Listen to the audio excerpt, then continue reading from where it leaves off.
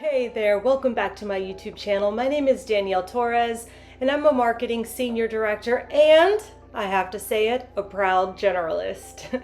So if you are watching this video, it's probably because you are wondering if you need to be a generalist or a specialist to really grow in whatever your craft is and to win the future. That's what we're talking about today. I want to dive into this fascinating topic because I really think that it might hold the key for you to build a scalable and powerful brand or business.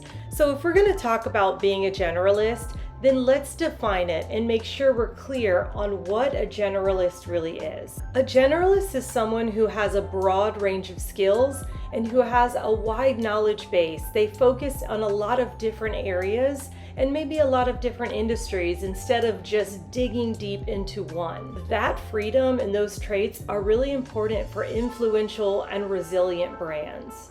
Now, I used to hate this about myself. I absolutely hated the fact that I was a generalist. I remember back in the day, in my singing days, I remember just being surrounded by just vocalists that could sing the roof off. They could do the runs. They were just musical geniuses. You know, everyone in our band was a musical genius. And I just wanted to be like that. But I wasn't. It really wasn't until I got into business that I saw what an asset, what a gift this was to be a generalist. What I understand now is that being a generalist means that I can work in any industry, I can work in any position, and more than likely I'm going to move up quickly because I'm not so focused on individual tasks, I'm focused on a big picture. If you have like a broad skill set, then you can quickly adjust your strategies to meet market demands. And truly, that is how you can ensure that your brand and your business or whatever it is that you're doing stays relevant. Next, there's leadership and delegation. Generalists typically excel at leading teams. I was watching a video from Layla Hormozi once and she was saying, I'm not great at anything. I'm just a generalist who knows how to lead a team. I often feel that same way. And if you're watching this video, maybe you've felt that way too. As generalists, we know that we literally cannot do it all, right? So we don't even try because we don't have all of the specialties needed to ensure every task is done well. So what do? We leverage our team, we leverage our people, we get the specialists that we need, and we get them to do the right tasks. Right now, I am in the middle of reading this gigantic book, Creativity Inc. I love it so far. So let me share this inspiring story with you. Before Pixar was Pixar, they were part of Lucasfilm, and they started with Lucasfilm right after Star Wars 1 came out and like the world collectively lost its mind about Star Wars.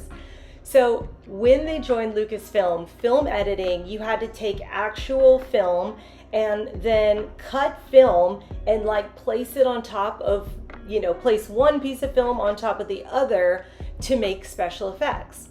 Well, Ed and his team come in and they invent this machine called Pixar. And it takes them 4 years to find a way to do digital editing. But they did it. They were successful. They were able to utilize a computer to do film editing. But here's the problem. The film editors didn't care. They didn't want anything to do with this cool new technology because not only did it threaten their jobs, because everyone thinks like, oh, computer's gonna take over my job, oh, AI is gonna take over my job. They were outright opposed to the change. Now, why do I bring up this story? I bring it up because this is something that I see from a lot of specialists. Like, this is not something that's just with their team. I actually see this all the time. That resistance that the film editor showed is the same resistance I see a lot. It's when people have put so much time and effort and schooling and, practice and sales efforts or whatever it is into their current offering or their current technology.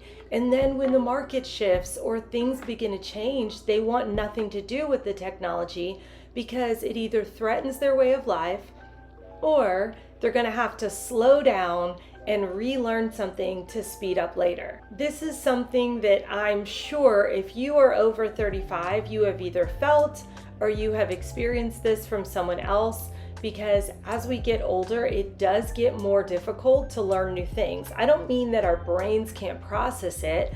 It's just that we become more hesitant to jump in and learn. So we have to stay agile, right? And being a generalist helps in that aspect as well. Okay, so let's dig into specialization.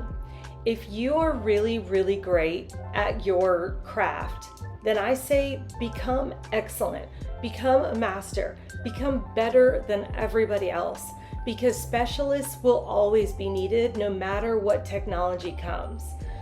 When I think of graphic design, I think of how people used to illustrate by hand, then computers came in, a couple more people could join the field. Then you have Photoshop and Illustrator, which came out, and they made it like kind of available for the masses. But now we have Canva.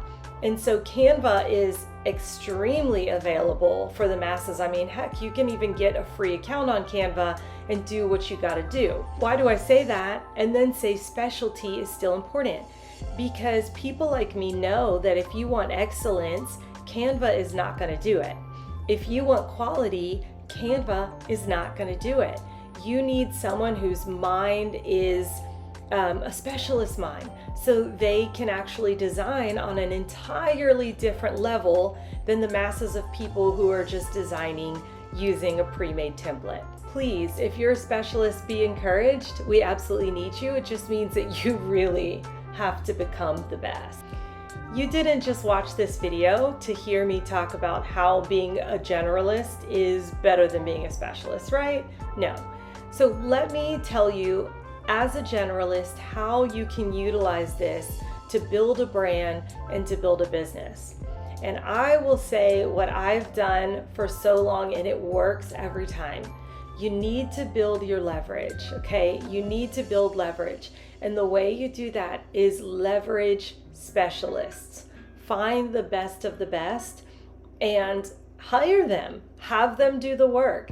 If you're starting a business, then you can find a specialist that is really great at whatever it is that you're not good in, and you can be the generalist and they can be the ones laser focused. For Ed, he had animators on his team that were intense and they were specialists, and it allowed him then to, with the help of Steve Jobs, to launch Pixar.